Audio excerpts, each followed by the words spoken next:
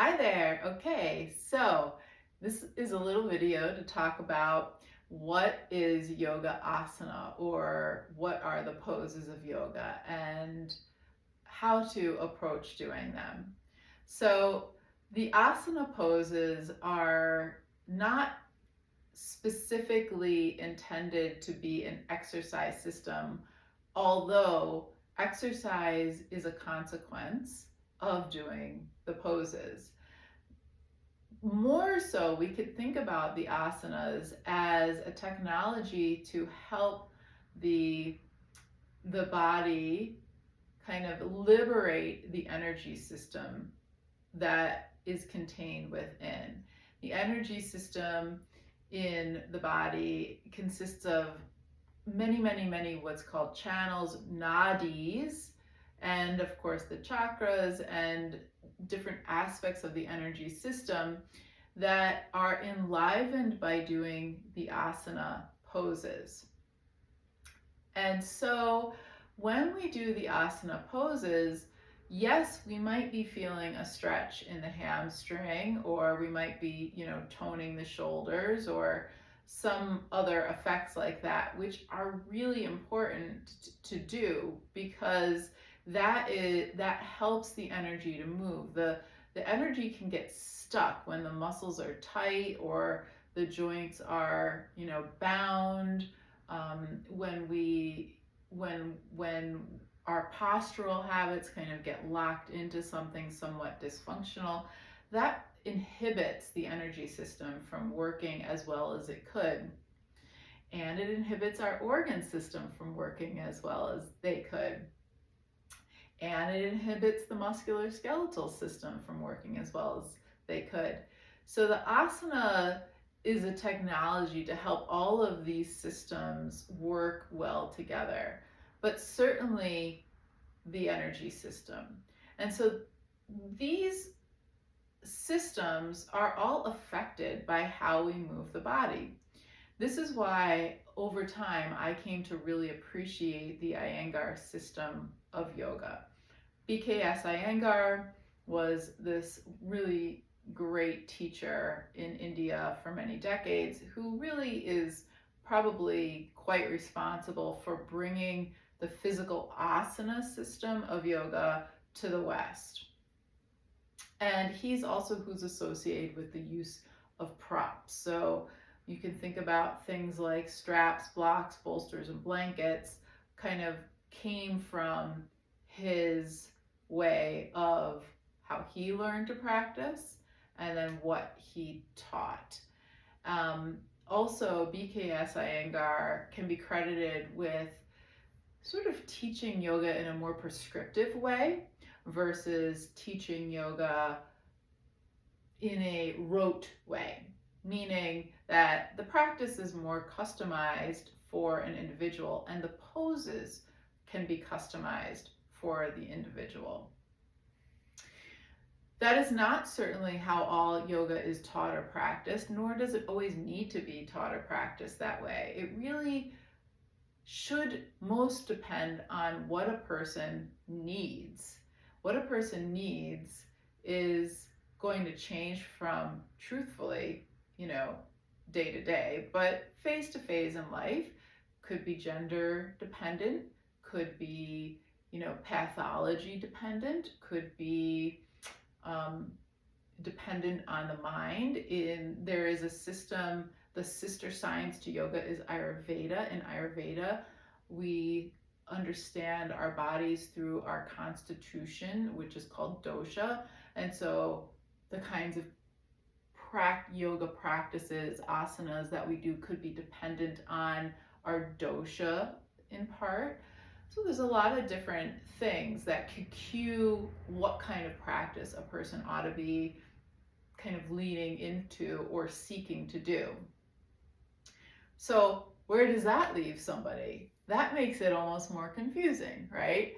Well, here's a few rules of thumb that I wish, as a longtime teacher and practitioner of yoga, that I wish were kind of across the board for everybody. I wish that everybody would have to learn the alignment cues of the body and then plug those into poses. So what does that mean? We all have certain anatomy, kind of standard anatomy relationships in our body, that if we understood these standard anatomy relationships in our own body, then understood how to plug them into the yoga poses across the board, this would give us a lot of empowerment, so that no matter what kind of class a person ended up attending or practice and a person ended up embracing, that they would have a knowledge of how general anatomy works, their anatomy works, and then how the pose is supposed to work, the technology of the pose, and add those three things together. So I like Iyengar yoga because Iyengar yoga really focuses on those three qualities. And then another quality that's added into the Iyengar paradigm is the quality of what is the purpose? Why are we doing this today? What's the theme? Are we exploring a certain part of the body? Are we exploring a certain effect? Are we aiming towards kind of treating a certain condition or pathology or something like that? What is the aim? So many systems and classes and there's so many studios now are not necessarily focused on all of those pieces. It has really become an exercise system with a little focus on breathing and a little bit of focus on, kind of quelling the busyness of the mind, and a little bit of focus on, being kind or something like that, but not as much focus on how to really plug the poses into your specific anatomy and meet your body, meet your mind, meet your pathologies where they're at. So I do wish that was sort of the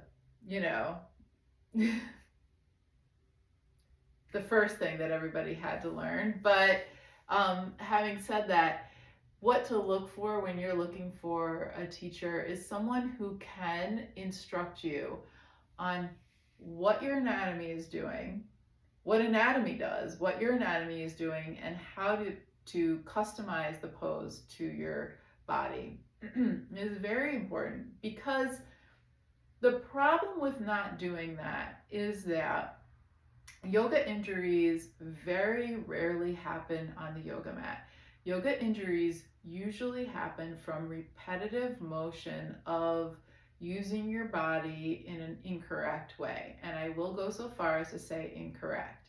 I know that it's not popular in the yoga world to use the word incorrect, but there are, let's say, in all things, a spectrum, and there are incorrect ways to use the anatomy. There are not ideal ways to use the anatomy, and then there are really better ways and ideal ways. And so, becoming clearer, which, look, this might be an exploration over a lifetime. Sometimes what worked for me 15 years ago or 10 years ago doesn't work for me now. I have to make a new correct choice.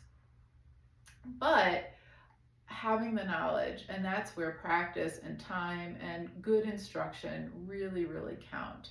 I feel very blessed myself that I've had very amazing teachers. My teachers were all direct teachers of BKS Iyengar.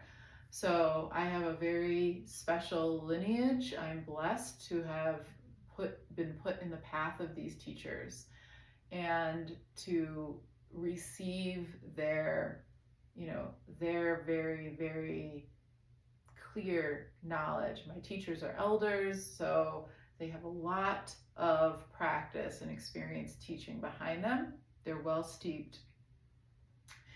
And so that gives me a great foundation for understanding these qualities.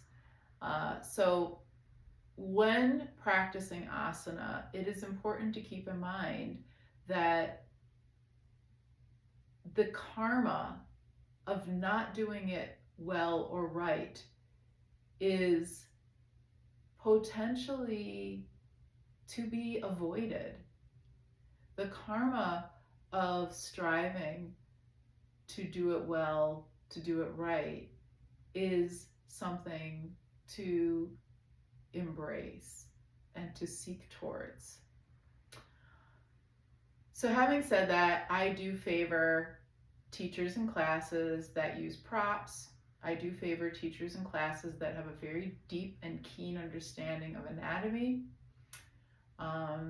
And I do encourage people to look for those types of teachers and not settle on, the class that is in the studio, that's convenient right around the corner, with the teacher who everybody goes to because they're charismatic. That might be the right studio and that might be the right class, but don't settle just because. Just because of convenience or just because the person praises you or something like this. Actually, raise your bar for yourself. You deserve to learn well from a teacher who is dedicated to making sure that she or he honors your safety in the moment and also throughout the course of the lifetime of your practice and maybe beyond. So, I wish you many blessings. Whether or not I happen to ever be your teacher, I wish you many blessings on your yoga journey. And I wish for you to have clarity in the practice of your asana and to find the teachers who will guide you best for your best outcomes. Having said that, thank you so much for watching. Namaste.